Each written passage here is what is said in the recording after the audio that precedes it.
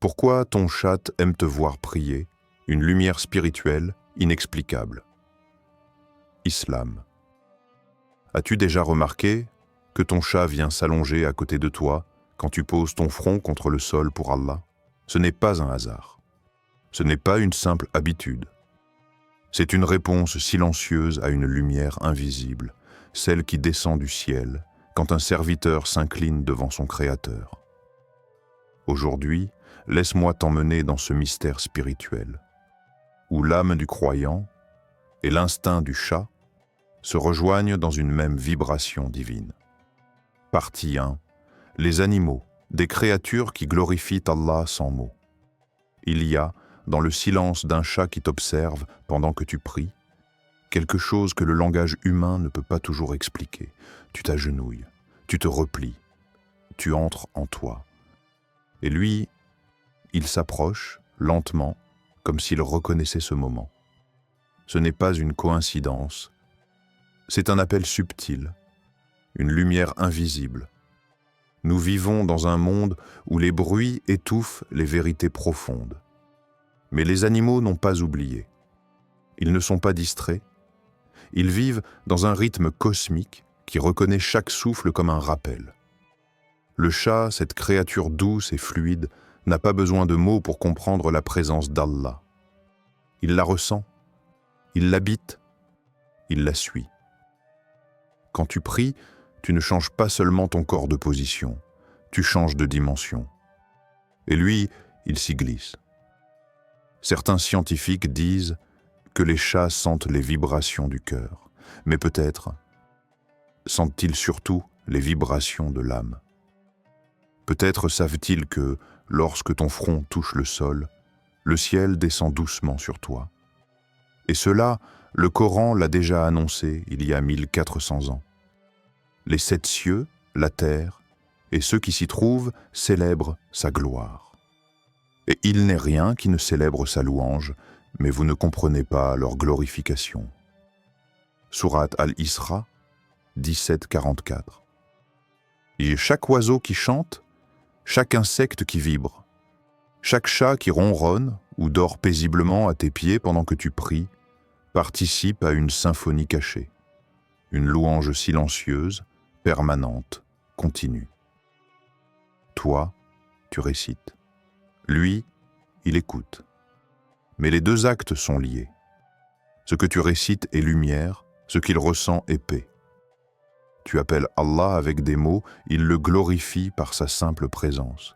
Et dans ce lien invisible, tu retrouves un rappel que le monde n'est pas que matière, mais qu'il est tissé de signes.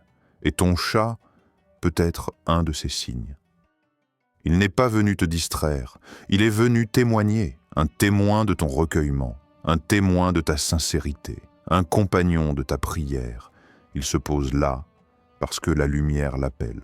Il ferme les yeux, parce que la paix l'atteint. Il reste, parce que ce moment, ce lieu, cette prosternation n'est pas comme les autres. Partie 2. La Salah.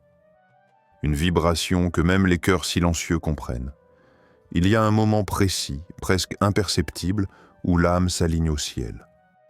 C'est l'instant où tu dis « Allahu Akbar » et tout ce que tu étais, tout ce que tu ressentais, s'efface dans une lumière plus vaste. La salate n'est pas qu'un rituel. Elle est une transformation intérieure. Une alchimie silencieuse entre la terre et le ciel, entre la poussière que nous sommes et la lumière vers laquelle nous tendons. Tu lèves les mains, tu plonges en toi. Ton cœur devient une antenne céleste, captant ce que le monde ne voit pas, entendant ce que les oreilles n'entendent plus. Et dans ce champ d'énergie spirituelle, quelque chose bouge, discrètement. Ton chat. Il ne comprend pas le sens littéral de « Iyyaka nabudu wa iyyaka nasta'in », mais il saisit ce que ton cœur vibre. Il n'a pas besoin de traduction. Son langage est celui de l'intuition sacrée. Il se glisse doucement à tes côtés, non pas comme un animal domestique, mais comme une âme qui reconnaît une fréquence céleste. Ce que tu récites traverse le visible. Les sons ne s'arrêtent pas à l'air, ils pénètrent l'invisible, ils construisent autour de toi un espace de paix. Un champ de sakina, et lui, ce chat paisible s'y engouffre, pas par hasard, mais parce qu'il ressent. Il ressent cette chose précieuse que tant d'humains ont oubliée. Il reconnaît cette onde pure que la salate libère.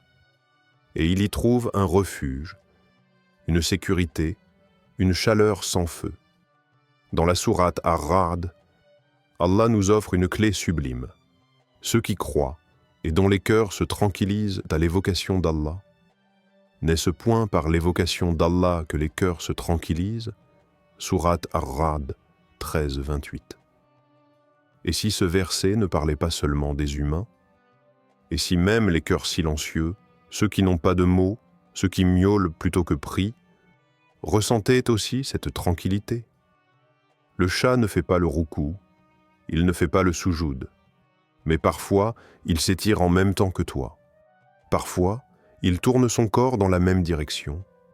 Parfois, il ferme les yeux au moment exact où tu t'absorbes dans ton dhikr. Ce n'est pas imitation, c'est intuition. Parce que le dhikr crée une vibration, et cette vibration traverse les couches du monde. Elle parle aux pierres, aux arbres, aux cœurs abîmés et même aux chats. Tu crois être seul dans ta prière, mais tu es observé par un monde que tu ne vois pas. Les anges, les djinns, les créatures invisibles, et même ton chat, il est là, immobile, non pas endormi, mais paisible, aligné comme toi.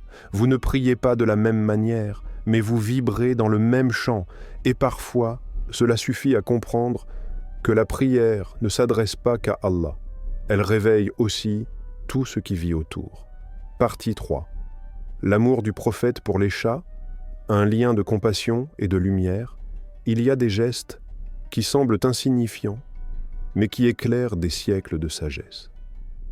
Un jour ordinaire, dans la maison bénie du prophète Muhammad, le silence règne.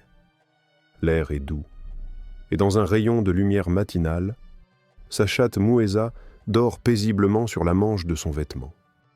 L'heure de la prière approche. Le messager d'Allah se lève pour accomplir son devoir sacré. Mais voilà que Moueza dort toujours, profondément, le corps chaud et paisible posé sur sa robe. Un homme ordinaire l'aurait déplacé. Un homme pressé l'aurait réveillé. Mais lui était le messager de la Rahma, le prophète de la miséricorde. Alors il coupa doucement la manche de son vêtement pour ne pas troubler le sommeil de l'innocente créature. Ce n'était pas un simple acte de gentillesse. C'était une leçon, une école de compassion silencieuse, un rappel que chaque vie mérite respect et que la douceur est plus puissante que la force. À travers ce geste, il nous enseignait ceci. Regarde chaque être vivant comme un signe vivant du Créateur, même un chat, surtout un chat, parce que les chats, dans la tradition prophétique, ne sont pas impurs. Ils ne souillent pas la prière. Ils ne perturbent pas l'adoration. C'est pourquoi le prophète a dit « Les chats ne sont pas impurs. Ce sont des créatures qui se déplacent parmi vous. » Hadith rapporté par Abu Daoud. Ils sont, en vérité, des compagnons de lumière, des êtres enveloppés de calme, porteurs d'une présence presque mystique. Ils viennent à toi, non pas pour jouer, mais pour être là, silencieusement, quand ton cœur s'ouvre à Allah. Ce n'est pas simplement un chat, c'est un témoin discret de ta sincérité, un miroir vivant de ton calme intérieur, un reflet de ta spiritualité dans les yeux d'une créature qui ne juge pas, mais qui ressent. Peut-être qu'Allah te l'envoie, pas juste comme un animal de compagnie, mais comme un messager doux qui t'observe et t'accompagne dans ta prosternation. Et s'il vient se coucher sur ton tapis, c'est peut-être pour te rappeler que même les créatures muettes peuvent reconnaître la lumière quand elle se manifeste. Dans un monde de vitesse et de négligence, le prophète nous appelait à ralentir, à regarder, à aimer sans condition. Son lien avec les chats n'était pas de l'ordre du décor. C'était une extension de sa lumière, un prolongement de la rahma qu'il portait en lui pour toute la création. Il nous a appris à être tendres, même quand c'est plus facile d'être indifférent, à être doux, même quand la société valorise la dureté, à respecter l'invisible et à honorer le moindre être qui marche avec nous dans ce monde. Alors, la prochaine fois que ton chat viendra se coucher près de toi pendant que tu pries, rappelle-toi, tu n'es pas seul. Tu es entouré de signes, d'amour et peut-être d'un peu de la lumière prophétique. Une prière pour ceux qui prient, ô Allah, fais de notre prière un refuge de lumière. Accorde-nous des cœurs sensibles à ta présence, des âmes pures comme celles des créatures qui te glorifient sans mots. Et accorde-nous la douceur, d'aimer comme ton prophète aimait, même les plus silencieux de tes serviteurs. Amen.